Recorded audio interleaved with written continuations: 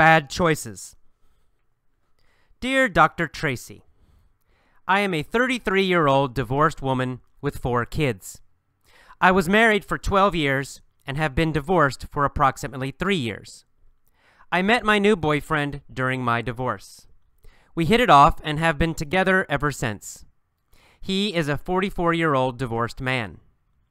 When I met him, he had been divorced for 2 years. Well, I met his ex-wife, and she seemed to be an okay person. What I found out 3 months into my relationship with him was that he was fooling around with his ex-wife again, who also at this time had a boyfriend of her own. I figured that since I did not have a committed relationship with him, I had no place to say anything. The problem is, it continued further into our relationship, up to the point when I found out I was pregnant. At the same time, I found out that he and his ex-wife planned to go to his family reunion together. Of course, before all of this, I drove by his house one night and saw her car parked outside his home. The excuse I got after all of this was that they were considering getting back together. I thought it was very funny that as soon as she met me, she found interest in him again. I guess my issue is the fact that I'm now still in this relationship. I have brought a child into this nonsense, and I hate the fact that he keeps in contact with her. My boyfriend has taken responsibility for her son from a previous relationship. His excuse for having so much contact with his ex-wife is because of that boy. I know this is not true, but I have no real proof otherwise. I have also dealt with him taking women to hotels, and my gut tells me it was her, but he promises it was not her. I have tried to get over all the cheating. I know that she is very close to his family, and I also know that his family does not like me because I stand up for myself. I guess the bottom line is knowing how much contact his ex-wife has with him and the fact that he knows that I can't stand her. Am I in a weird relationship with a man that wants to have his cake and eat it too? Or am I being paranoid and need to just trust him when he says he does not want her? I have never had so much animosity towards 2 people in my life. I do love this man, but I feel like I have put myself back in an unhealthy relationship with a man that is trying to lie to me. To be totally honest, now that I have his child, I even hate the fact that he helps her son. She never has to ask for anything regarding that boy, but I have to constantly remind him when our son needs something. He does it for the other boy without thinking, but my son is a second thought, even when I have said, "Look at your son, he is in dire need." I was married to a cheating man and hooked up with another cheating man. I wonder if it's just my bad choices in men. Welcome to the commentary for Bad Choices. Bad choices. I actually used this letter, this Dr. Tracy letter, in my class here in San Francisco, and we chatted about this topic a little bit. And what we talked about was the question, why do people make the same bad choices again and again and again? So, for example, at the bottom of the letter, she says, I was married to a cheating man, her first husband, and then she said, I hooked up with another cheating man, and I wonder, is it just my bad choices in men? And, you know, there are a lot of people like this. When I was a social worker, for example, before I became a teacher, I had this kind of client all the time. I'll give you the very strong example. Some women always date men who abuse them, who hurt them, who hit them. And it happens again and again and again. So they date one man, and the man, you know, hits them, and finally they leave this man. And the next guy they date, after a few months, maybe after 6 months or 7 months, he starts to hit them. And then they stay with him for a long time, they break up, and then again, they're really not happy, and they finally find another guy. He seems so nice.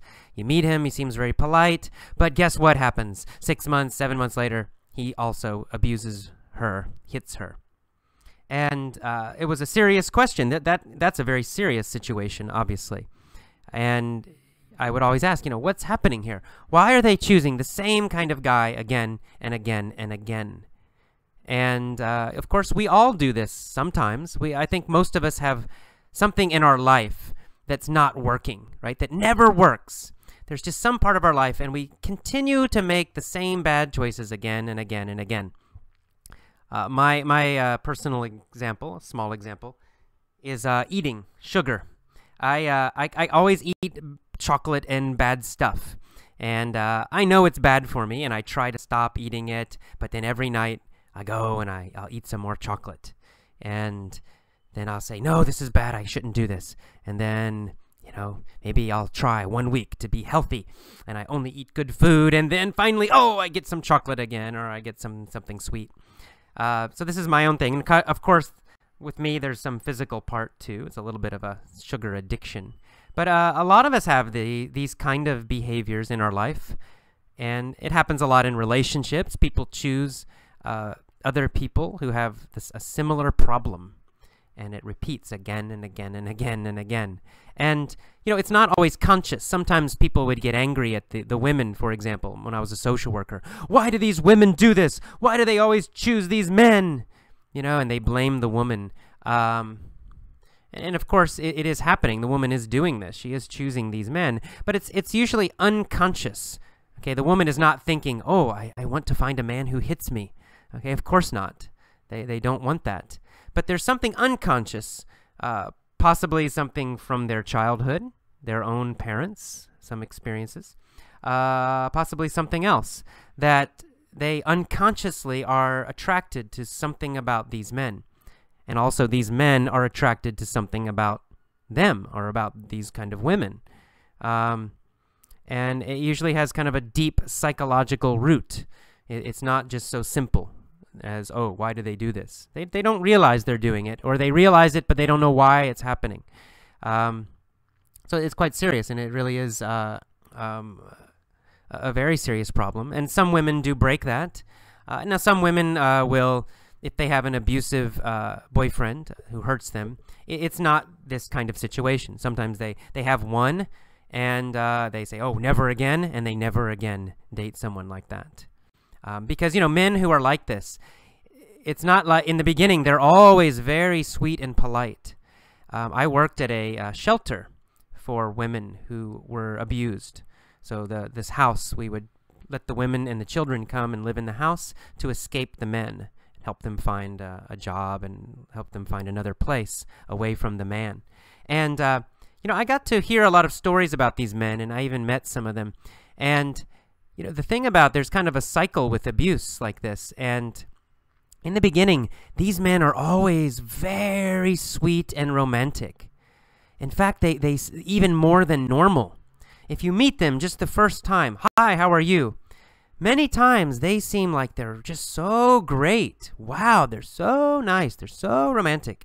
And when the women first date them, these men are like, always saying super nice things and giving them gifts, lots and lots of attention.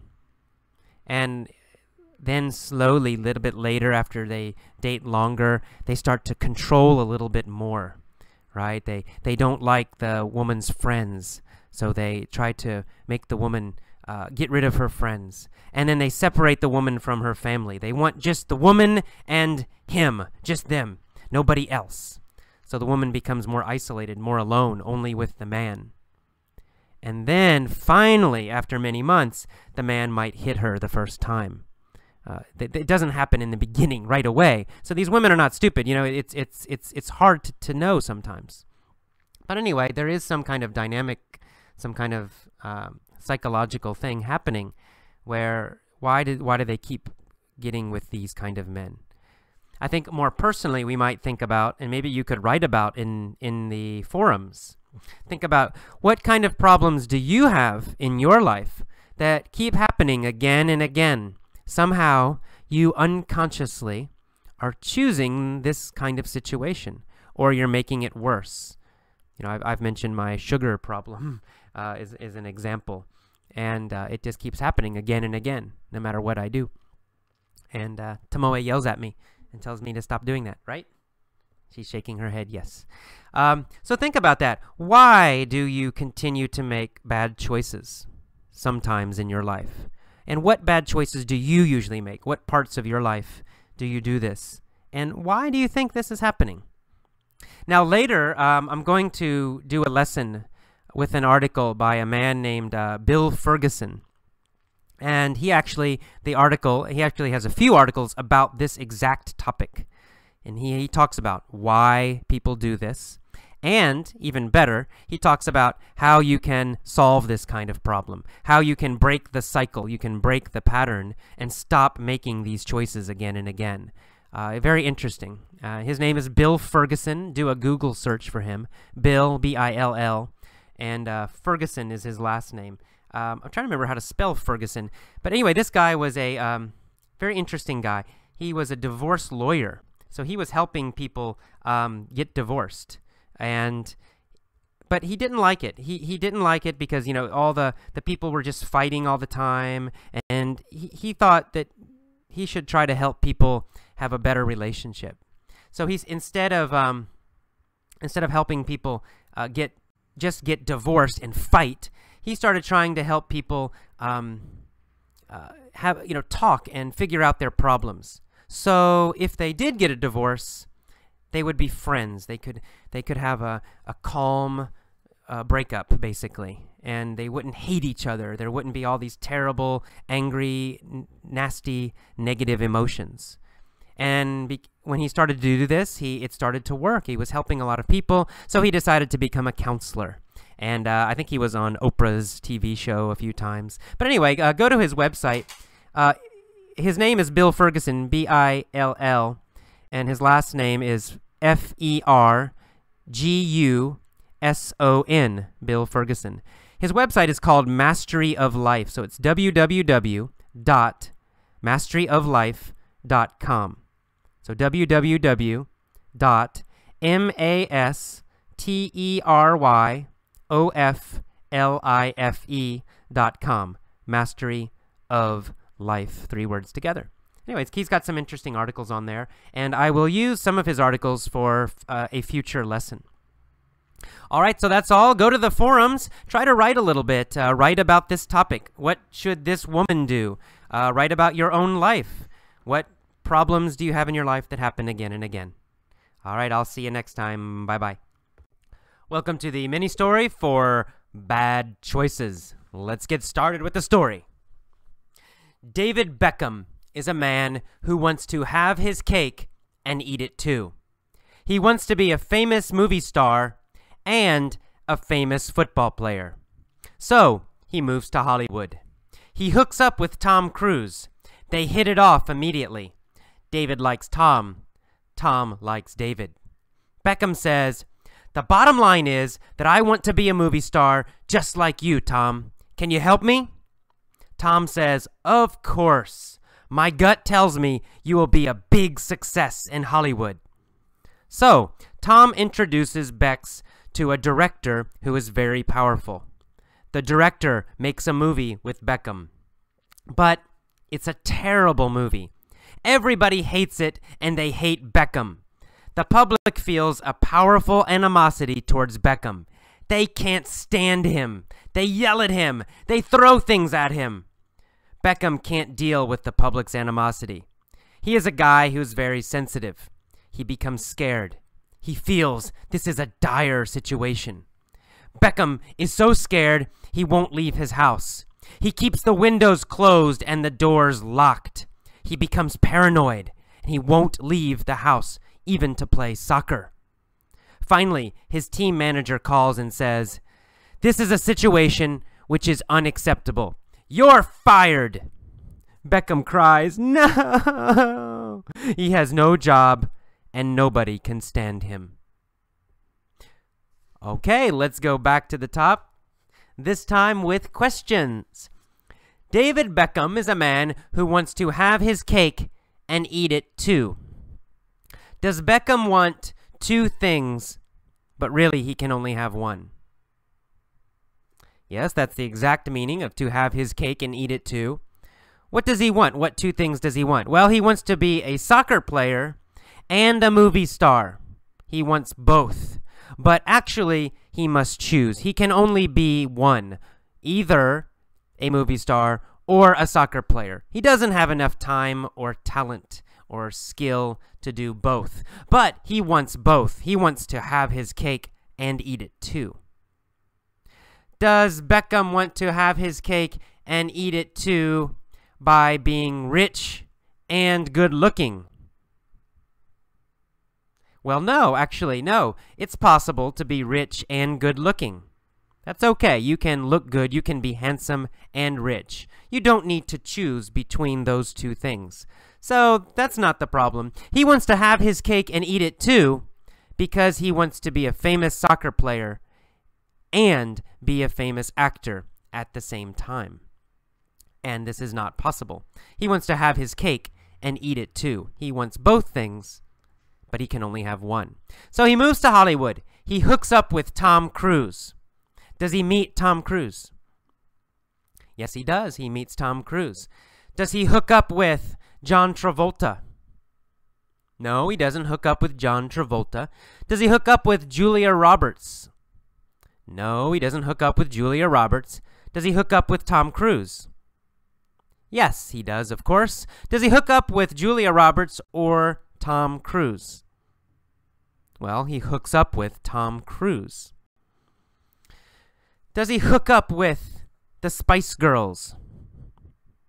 Well, in the past, he hooked up with one of the Spice Girls, right? He hooked up with one of the Spice Girls. Now, this is a different meaning of hooked up. Is he dating Tom Cruise? Well, no, he's not. No. He hooked up with Tom Cruise means he just met Tom Cruise. They met, they got together.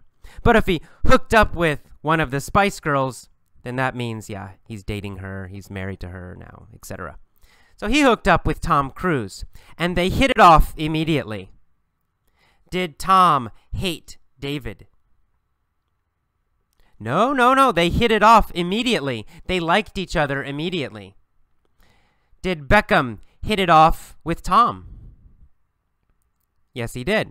Beckham liked Tom. Did Tom hit it off with Beckham? Yeah, Tom also liked Beckham. They hit it off. They both hit it off. Did Tom Cruise hit it off with Ronaldinho? No, he didn't hit it off with Ronaldinho. In fact, he hates Ronaldinho. He hates him. He likes Beckham because Beckham is cool and he looks good. So, he hit it off with David Beckham. He did not hit it off with Ronaldinho. Who did Beckham hit it off with? Well, he hit it off with Tom Cruise.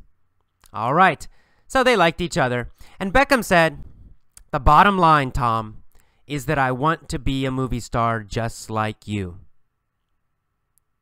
What is Beckham's final point, his most important point? Well, the most important thing he wants is to be a movie star just like Tom Cruise. That's the bottom line. Is the bottom line that Beckham wants money? No, that's not the bottom line. The money is not the most important thing for Beckham right now. What is the bottom line for David Beckham? The bottom line is he wants to be a famous movie star. That's his bottom line. That's his main point, his final point, his most important point. What is Tom Cruise's bottom line? Well, maybe Tom Cruise's bottom line is Scientology, his religion. That's his bottom line. He wants to get David to join Scientology, to join his religion. That's Tom's secret bottom line. But Beckham's bottom line is that he wants to be a movie star. So he says, the bottom line is, I want to be a movie star just like you. Tom Cruise says, of course, my gut tells me you will be a big success in Hollywood. Does Tom know definitely, 100%, that Beckham will succeed? No. He doesn't know, not in his brain, not in his mind. His gut tells him that he will be a big success. He has a feeling, right? A feeling in his stomach. He has a deep feeling that Beckham will be successful, but he doesn't really know. He's not sure. He just has a strong feeling. His gut tells him that Beckham will be a big success in Hollywood. Does his gut tell him that Beckham will be a great soccer player in Los Angeles? No, his gut does not tell him he will be a great soccer player. What does Tom's gut tell him? Tom's gut tells him that Beckham will be a big success in Hollywood as an actor. His gut doesn't tell him that he'll be a big success as a soccer player. Maybe he won't be. But his gut tells him that he'll be a big success in Hollywood. Whose gut tells him that Beckham will succeed? Well, Tom Cruise's gut tells him that Beckham will be a big success in Hollywood. And so Tom introduces Beckham to a director who is very powerful. The director makes a movie with Beckham, but it's a terrible movie. Everybody hates it, and they hate Beckham too. The public feels a powerful animosity towards Beckham. Does the public like David Beckham? No, they feel animosity towards him. Do they think Beckham is their enemy? Yes, that's right. They think David Beckham is their enemy. He is the enemy of goodness. He is the enemy of good quality. He is the enemy of honesty. He is their enemy. They feel a powerful animosity towards him. They feel animosity towards Beckham. Who feels animosity towards Beckham? Well, the public, the American public, feels animosity towards Beckham. Does Tom Cruise feel animosity towards Beckham? No. Tom still likes David Beckham. Tom does not feel animosity towards Beckham. The public feels animosity towards Beckham. Does Beckham feel animosity towards the public? No. Beckham loves the public. He wants them to love him. The public feels animosity towards Beckham, but Beckham does not feel animosity towards the public. So the public feels animosity towards Beckham. They can't stand him. Do they love him? No, the opposite. They can't stand him. They hate him. Who can't the public stand? Well, the public can't stand David Beckham. Can the public stand Tom Cruise? Yeah. They still like Tom Cruise, but they can't stand David Beckham. Can Beckham's wife stand him? Yes, his wife can stand him. She still likes him. She still loves him. But the public can't stand David Beckham. They can't stand him. They don't like him. They hate him. They can't stand him, so they yell at him and throw things at him. You suck! Yeah! Beckham can't deal with the animosity. Can Beckham handle the animosity? The bad feeling? No, he can't handle it. Can he survive it? No, he can't survive it. He can't. He feels horrible. He feels terrible. He wants to hide. He can't deal with the animosity. He can't handle it. He can't survive it. He can't keep trying when everybody yells at him. Why can't he deal with the animosity? Well, Beckham can't deal with the animosity because he's very sensitive. He's a guy who is very sensitive. So Beckham can't deal with the bad feelings. Beckham can't deal with the public's animosity. Can Beckham deal with his coach? Yeah, Beckham can deal with his soccer coach. If his soccer coach becomes angry, Beckham can deal with it. He can deal with it, no problem. But he can't deal with the public's animosity. He can't deal with the public's hatred. Beckham can't deal with the public not liking him. He can deal with his coach, but he can't deal with the public's animosity.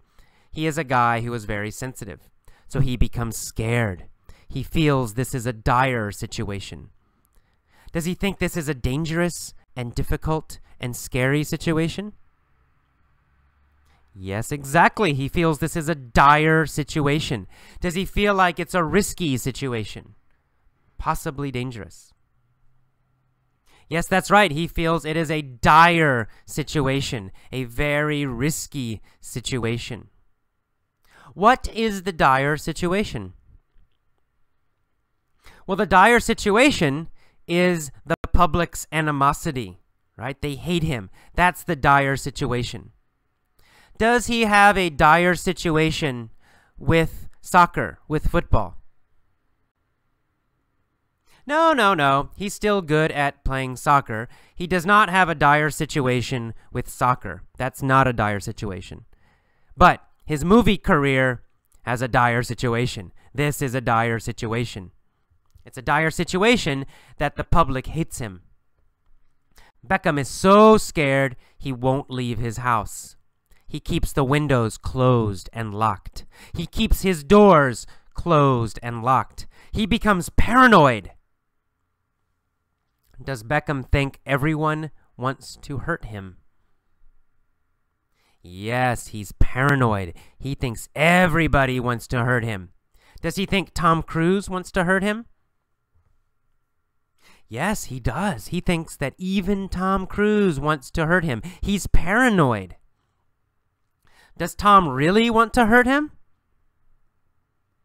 No, Tom really does not want to hurt Beckham. Tom still likes Beckham, but Beckham's paranoid. Beckham thinks everybody wants to hurt him, even Tom Cruise, even his wife. He thinks everyone wants to hurt him and everybody hates him. He's paranoid. Is he paranoid about his wife? Yes, he is. He thinks his wife also hates him. Is he paranoid about Tom Cruise? Yes, he thinks Tom Cruise wants to hate him also and wants to hurt him. Does he think that everyone in the world wants to hurt him? Yes, he does. He is very, very paranoid. He thinks everybody in the world hates him and wants to hurt him. He is super paranoid. He's so paranoid that he won't leave his house. He won't even go to play soccer. Finally, his team coach, his team manager calls and says, "Beckham, this is a situation which is unacceptable. You're fired." Beckham loses his job and his movie career. He starts to cry. Oh no, everybody hates me. He has no job and nobody can stand him. Does anybody like Beckham now? No, not anymore. Finally, nobody likes him. Finally, nobody can stand him. Can Tom Cruise stand him, finally, in the end? No, even Tom Cruise can't stand him in the end. Why can't Tom Cruise stand him anymore?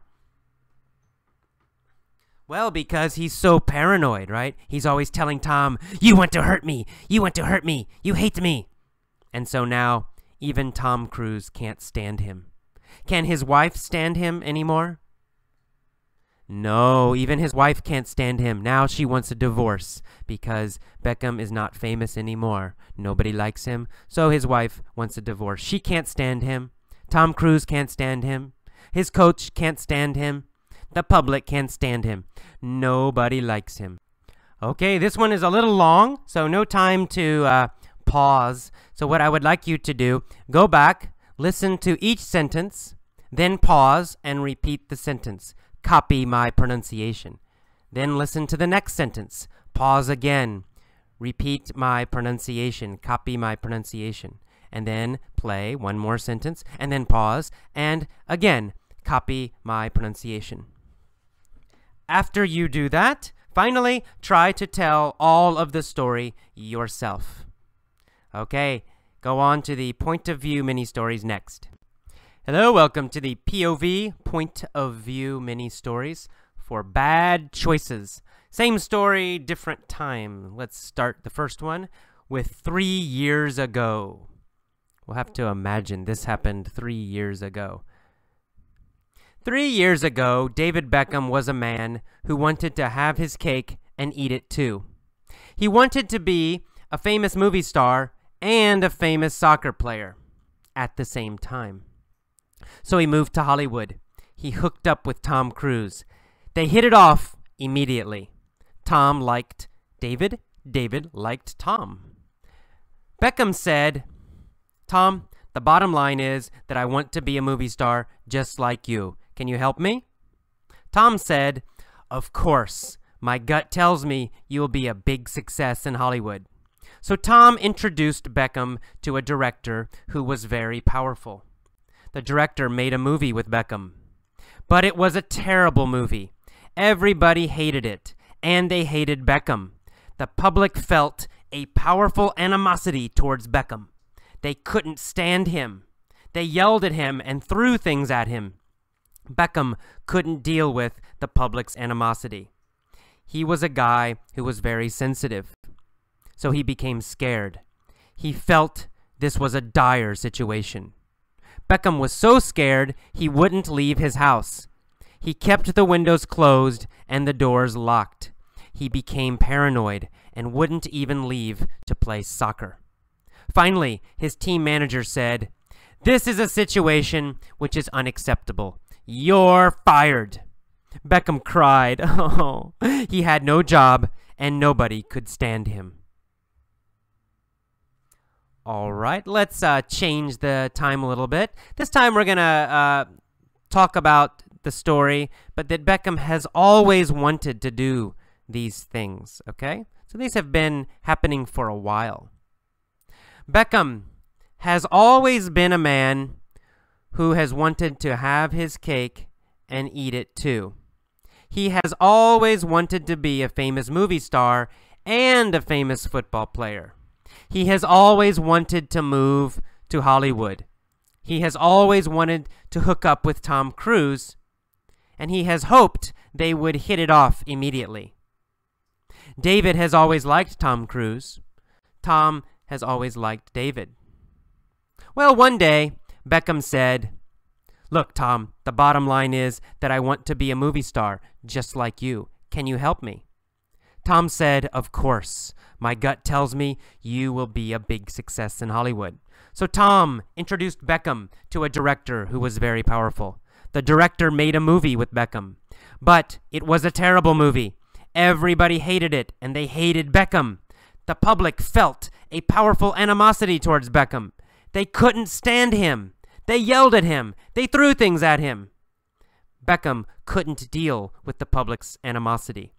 He was a guy who was very sensitive. He has always been a guy who was very sensitive. He felt this was a dire situation. Beckham was so scared he wouldn't leave his house. He kept the windows closed and the doors locked. He became paranoid and wouldn't even leave to play soccer. Finally, his team manager called and said, "This is a situation which is unacceptable. You're fired." Beckham cried. He had no job and nobody could stand him. Okay, you'll notice that I use the perfect, the have been, have gone, that verb tense, when I was talking about things that have always been true or that were true for a while in the past, maybe starting in the past until now, or maybe over some time in the past, a range of time. And then when I talked about specific conversations, specific actions, I used the simple past. All right, don't think about that too much. Listening is how you will improve your grammar, listening and practicing. Why is not a good question about grammar or language. Don't ask why. If you want a PhD, a doctorate in linguistics, you can ask why. If you want to be fluent, if you want to speak English easily and naturally, don't ask why. Okay? Just learn it. Just listen carefully. Just do the lessons. You will improve, I promise. All right, next, let's talk about the future. In fact, maybe this is going to be a true story, right? Let's think, what's going to happen to David Beckham when he comes to Hollywood? He's moving to Los Angeles. That's true. What's going to happen? Let's imagine. This is what I think will happen. So now, the future. Next year, David Beckham is moving to Los Angeles. And he is a man who wants to have his cake and eat it too. I think he will want to be a famous movie star and a famous football player at the same time. That's why he's moving to Hollywood. He's gonna hook up with Tom Cruise. They'll hit it off. David will like Tom. Tom will like David. Beckham will say to Tom, "The bottom line is, I want to be a movie star just like you. Can you help me?" Tom will say, "Of course. My gut tells me you are gonna be a big success in Hollywood." So Tom will introduce Beckham to a director who will be very powerful. The director will make a movie with Beckham. But it's going to be a terrible movie. Everybody will hate it, and they'll hate Beckham too. The public will feel a powerful animosity towards Beckham. They won't be able to stand him. They'll yell at him and throw things at him. Beckham won't be able to deal with the public's animosity. He's a guy who is very sensitive, so he'll be scared. He'll feel this is a dire situation. Beckham will be so scared he won't leave his house. He'll keep the windows closed and the doors locked. He'll become paranoid, and he won't even leave to play soccer. Finally, his team manager will call and say, "This is a situation which is unacceptable. You're fired." Beckham will cry. He'll have no job, and nobody will be able to stand him. All right, did you notice in the future, when we're talking about the future, we say will be able to instead of can, right? Instead of can stand him, I'll say will be able to stand him in the future. And you'll also, in the future, you have to listen very carefully, because in real speech, not textbooks, but real American English, we add ul to the subject, right? Beckham'll do this. Beckham'll do that. Now, in a textbook, you will see Beckham will go to Los Angeles. But we say Beckham'll. Beckham'll. The ul gives you the future. Beckham will go to Los Angeles. And in the textbook, you'll see going to. Beckham is going to make a movie. But in real speech, we say gonna. Beckham's gonna. Right? We don't say Beckham is going to. We say Beckham's gonna. Beckham's, apostrophe S, gonna. Beckham's gonna make a movie. Beckham's gonna do this. Beckham's gonna do that. Beckham will go. Beckham will come. So we use is gonna and ul for the future in real speech. That's how we actually say it when we speak. So listen carefully for that. Listen very carefully when you hear those future versions. Now, please go back, listen to each version, pause after the version, tell it yourself. Try to tell it yourself. If you can't, it's okay. Relax, rewind, listen again. Rewind, listen again every day. It's not a race. Just relax. Enjoy it. Okay. See you next time.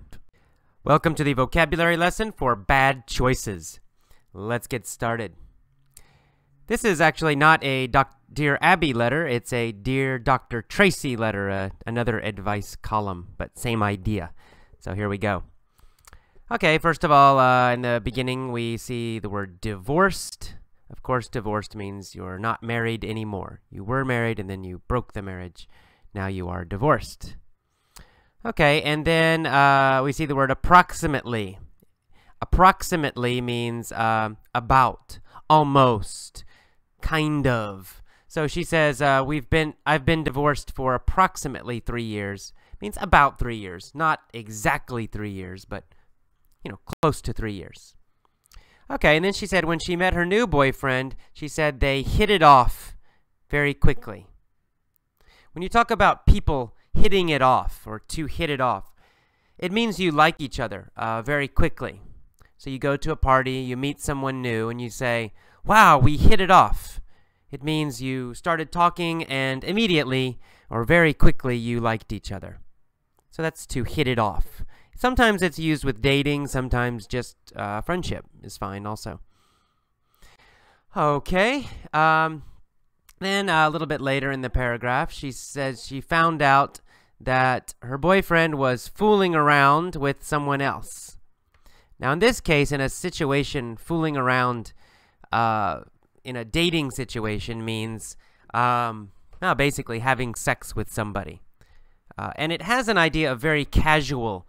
It's not a deep, serious relationship. So if you say, someone asks you, "Are you dating? Are you dating that person?" And you say, no, we're just fooling around. It just means you're just having fun, maybe having sex, but that's all. It's not a super serious relationship. So her boyfriend was fooling around with someone else. She found out that he was having sex with somebody else. And of course, she's not happy. All right, and then she said, "I figured that since we didn't have a committed relationship, that it was no problem. I figured means I thought. Sometimes we'll say, I figure this is a good thing to do. It means I think it's a good thing to do. So to figure means to think. It has other meanings maybe too, but in this case, and usually, it's kind of a casual way to say think or believe. Okay, and then she said she figured she had no place to say anything because they did not have a committed relationship. A committed relationship is a serious relationship where you say, I'm only with you, you're only with me. That's a committed relationship.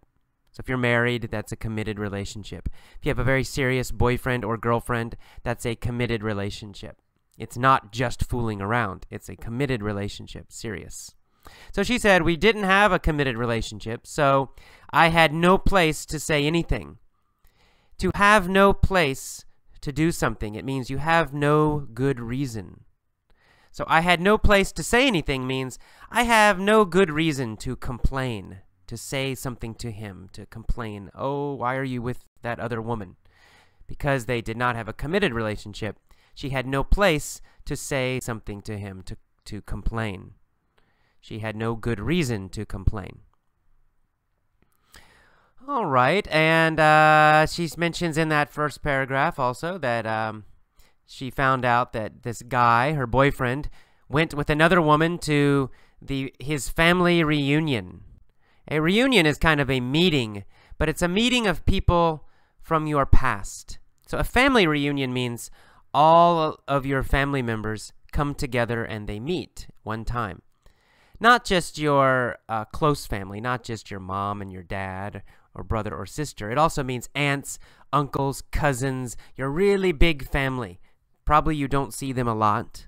Depends, I guess. Some people live near their big families. But in America, most people don't live near their extended families, their big families. So they have a family reunion sometimes where all the family, the cousins, the aunts, the grandparents, the uncles, everybody gets together at one time. That's called a family reunion. So a family reunion, a family reunion. All right, so then let's move on to the next paragraph for the vocabulary. She says, I guess my issue is the fact that now I'm still in this relationship. She's still with him. She says, my issue, I guess my issue. My issue means my problem. Issue sometimes means topic, but also sometimes it means a problem. Especially in relationships or psychologically, mentally. If we say I have issues or I have an issue, then usually that means I have a problem or I have problems. So she says, I guess my issue is the fact that I have a child with him now, and all this stuff is still happening. So she says, I guess my problem. This is her problem, her issue, her problem. Okay, so she's still dating him. But she says, I brought a child into this nonsense. So she's dating her boyfriend. Her boyfriend has another woman, and now they have a child together. Oh, it's complicated. Anyway, she says, I brought a child into this nonsense. So brought a child into means just she gave birth. She had a baby, and now the baby is in this situation also. The child is in this situation. And nonsense means something that's foolish, stupid, crazy. So in this case, this nonsense means this crazy, stupid situation. So now there's a child involved in this crazy situation, in this nonsense. Okay, and then she says that the boyfriend always makes an excuse. He's always making excuses. An excuse is a reason for doing something that's wrong. Right? So if you're late to class and I say, why are you late? And you say, the bus was late. That's your excuse, right? It's the reason you did something wrong. Being late to class is wrong. It's not a big wrong, but it's a small thing. But it's a mistake or it's something wrong. And your reason for doing something wrong is called an excuse. So you say, oh, the bus was late. That's your excuse. That's your reason for doing something that's bad or wrong or criticized. All right, and a little later on in that second paragraph, she says, I have dealt with him taking women to hotels, and my gut tells me it was her. Okay, I have dealt with. To deal with something, to deal with a situation, to deal with a person. It means you keep trying to solve problems in that situation. You don't quit, but you also don't solve the problem. So it really has this idea of continuing to survive or continuing to try, usually some difficult situation. So she says, and the past tense is dealt. Present tense is deal. So to deal with somebody means they're difficult, but you'll deal with them. You'll keep trying to talk to them or communicate with them. If you deal with a difficult situation, it means you survive this situation. You keep trying in this situation. You probably don't solve the problem completely, but you also don't quit. You deal with it. Past tense is dealt with. So she says, I have dealt with this difficult problem. It's actually present perfect, but anyway. I have dealt with him taking women to hotels. So her boyfriend takes other girls to hotels, and she's dealing with this, or she has dealt with this. So it means it keeps happening, and she keeps trying to survive the situation, but she can't. Another word or phrase with the same meaning is to handle a situation, to handle a person. So she could say, I have handled him taking women to hotels. It's the same basic meaning as dealt or deal. All right, and then she says in that same sentence, my gut tells me it was her. Her means his ex-wife, this one person. My gut tells me means you have a feeling, a deep feeling about some information or something. So my gut tells me it was her. It means she has a feeling, a deep feeling that it was this other woman. But she really doesn't know. A gut feeling, or to have your gut tell you, it means it's not your brain. It's not your logical, normal brain, not your normal mind. It's not that you have good information or you see something happen or you thinking clearly. It's more of an emotion, a deep instinct, a deep intuition, a deep feeling that something is happening or something is wrong. So my gut tells me it was her. She just feels. She feels it was this other woman.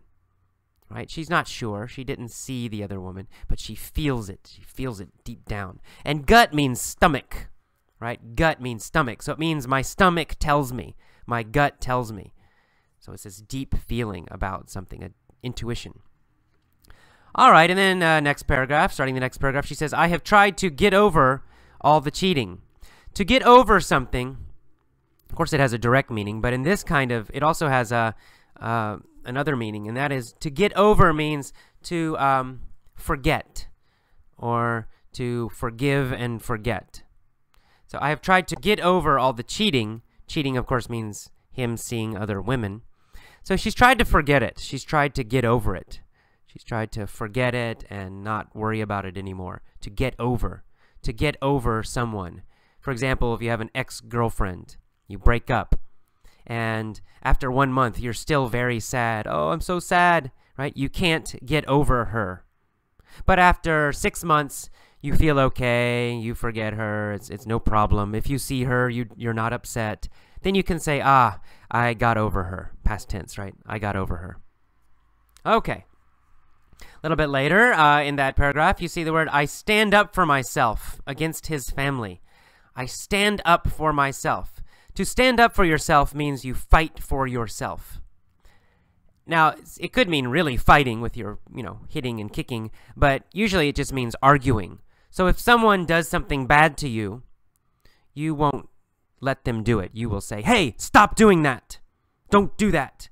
That's called standing up for yourself. I stand up for myself means I fight for myself. I argue for myself. I am strong for myself. I don't let other people attack me or treat me badly. I stand up for myself. I'm not sure she really does, but anyway, I stand up for myself.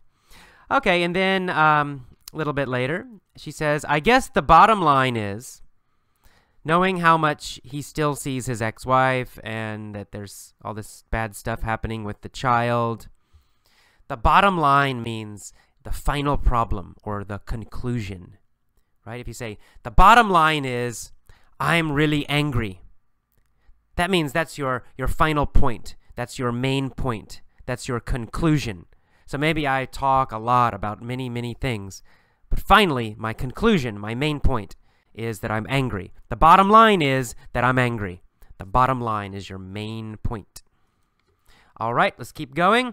And he says, I cannot stand her, this other woman. She cannot stand her. If you can't stand someone or can't stand something, it means you hate it. If you say, I can't stand English, it means you hate English. Of course, that's not true, but anyway. If you say, I can't stand Tom Cruise, it means you hate Tom Cruise. So you can't stand something, it means you hate it. And then a little bit later, she uses the phrase that he wants to have his cake and eat it too. To have his cake and eat it too. Or to have your cake and eat it too. This means you want two things, but really you must choose one. Right? So if you have your cake, you keep your cake, then you can't eat it, because if you eat it, then it's gone, right? It disappears. It goes to your stomach. Now you don't have it anymore. So if you have a cake, you can keep it.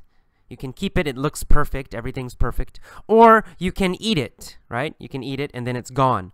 But you cannot eat it and keep it at the same time. It's impossible. So this phrase, to have your cake and eat it too, it describes a situation where you want two things, but you really can only have one of them. Another example, you go to a store, you want to buy an iPod, and you have $150. And you say, I want to keep my money, and I also want the iPod. Well, it's impossible, right? You can only have one. You want to have your cake and eat it too. Okay, a little later, we see the word paranoid. Paranoid means you're scared of everybody and everything. And you think everybody wants to hurt you. You think everybody wants to cheat you or hurt you. That's paranoid. Then we see the word animosity a little bit later. Animosity is a feeling that you don't like somebody. It's a feeling that somebody is your enemy. If you say, I have animosity towards him, it means you think he is your enemy. You feel he is your enemy. Animosity, it means a feeling that someone is your enemy. And then finally, the last paragraph, we see the word dire. Dire. Dire means very difficult or dangerous or terrible. Like a dire situation is a very risky, difficult situation. Maybe dangerous. Or maybe just risky. It means it's easy to fail. It's easy that something bad will happen. Dire, a dire situation. A dire need means you have a terrible need. You really, really need something, or else you will suffer, or something bad will happen. And finally, the last phrase, to hook up with somebody. She says, she always hooks up with bad men. To hook up with means to connect. Now, it can just mean to meet. I'm going to hook up with my friend at the movie. That means you're going to meet your friend at the movie. But it can have a dating meaning. If you hook up with somebody, it means you connect with them and you start dating them, or you just have sex with them. If you say, I hooked up with this girl at the bar, it means you met the girl at the bar and you probably went home and had sex. So to hook up with means to meet somebody, but it can also have this idea of just meeting someone and then having sex with them. All right, to hook up with. Let's move on to the mini story now.